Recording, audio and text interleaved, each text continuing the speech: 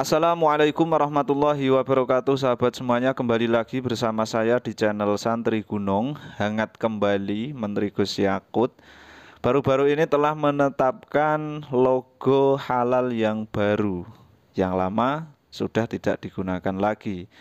Dan nanti di pasaran kita akan melihat simbol baru, cap halal dari MUI dengan model seperti wayang gunungan, tepatnya ya, seperti wayang gunungan. Simbol ini menunjukkan bahwa kebudayaan kita itu harus dijaga, harus dilestarikan. Ini kalau saya melihat itu entah beliau ini sengaja atau tidak ya, karena baru-baru kemarin-kemarin kan kita digegerkan masalah wayang, ada yang mengharamkan dari satu ustadz, dan beliau malah justru membuat simbol halal yang pasti digunakan oleh semua orang Islam di Indonesia mirip dengan wayang. Wah, ini pasti menimbulkan banyak reaksi dari masyarakat. Tentu saja reaksi-reaksinya ada yang positif dan ada yang negatif. Kalau saya melihat di banyak komentar itu respon dari masyarakat kebanyakan positif lah ya, karena ini kan sebuah bentuk pelestarian budaya kita Indonesia ini. Apalagi kalau label halal itu kan pasti nanti digunakan di semua produk-produk yang harus ada cap halalnya, terutama makanan.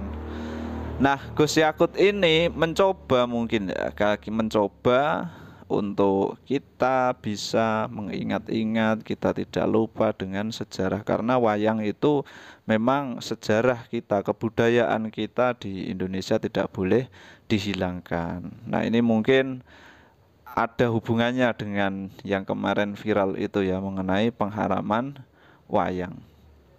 Dan kalau saya melihat tulisannya ini tidak ada masalah ya, karena di situ gambar wayangnya tertulis tulisan halal di situ. Itu kan tulisan halal tapi dibentuk dengan sedemikian rupa mirip seperti wayang gunungan. Kalau dibaca ya tetap halal. Jadi tidak merubah esensi tujuan dari MUI, ada tulisan halalnya, tapi itu berbentuk bahasa Arab. Ini kalau kita golongkan, khotnya adalah masuk kategori khot kufi ya, yang bisa dibentuk model bagaimanapun, pokoknya itu yang modelnya berpojok-pojok itu khot kufi ya. Dan kita tahu khot di dalam bahasa Arab itu banyak, ada khot diwani, ada khot naskhi, ada khot sulus, ada diwani jali, ada naskhi tadi ya, ada kufi ini diantaranya dan lain sebagainya. Dan ini kalau kita runut kembali sejarah dari khot kufi ini, ternyata ada yang menarik. Khot kufi ini digunakan menyalin tulisan Al-Quran pertama kali di abad ke-580-an, pokoknya di pertengahan abad ke-6. Di akhir-akhir abad ke-7 tulisan ini dikembangkan, yang dulunya tidak ada titik kemudian ada titiknya. Ini sangat luar biasa sekali. Dan ini mungkin juga di antara yang ingin disampaikan oleh Menak Gus Yakut dan beserta jajarannya itu ya. Kita mengenang kembali khot kufi itu bagaimana sih sejarahnya. Oh, ternyata khot kufi ini dulu digunakan untuk menyalin Al-Quran juga. Jadi dulu itu khotnya menggunakan khot kufi kalau kita merunut dari sejarah. Ya, ini bukan penistaan agama tentu saja ya.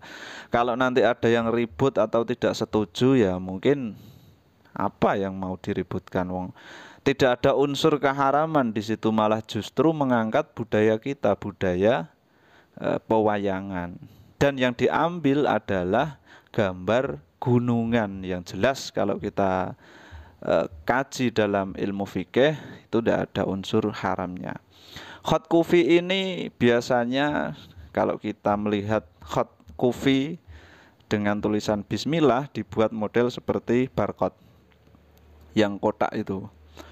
Nah, kalau la ilaha illallah juga sama kayak barcode tapi agak agak apa ya, agak panjang.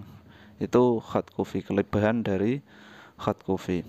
Dan ternyata khot kufi ini masih eksis mulai zaman dulu dan sampai sekarang eksis terus, dan perkembangannya sangat luar biasa dan unik-unik.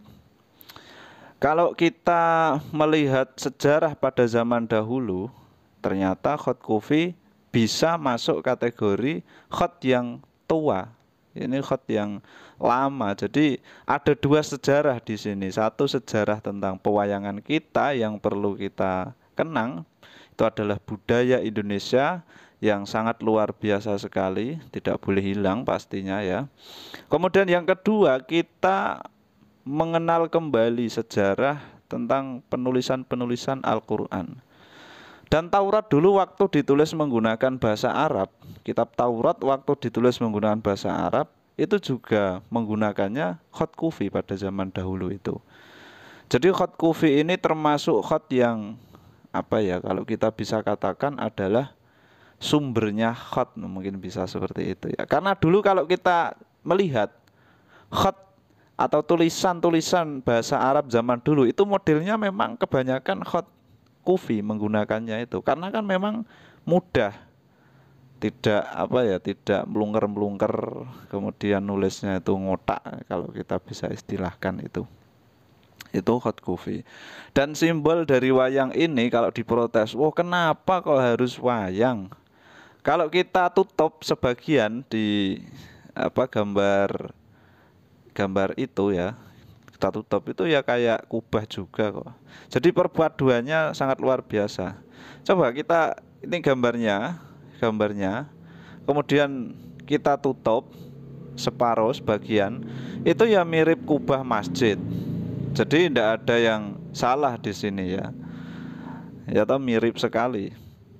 Makanya ini perlu kita apresiasi, kita perlu dukung simbol ini.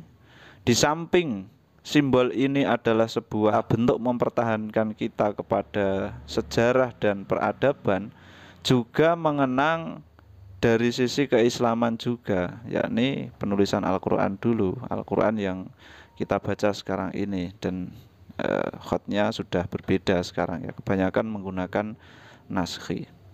Kita perlu mengapresiasi ini dan kita perlu mendukung ini, karena ini kalau menurut saya ya sangat bagus sekali. Kita tidak bisa melihat dari sisi negatif kalau dari simbol yang baru ini. Tidak ada. Mau dikatakan haram karena itu wayang, tidak bisa.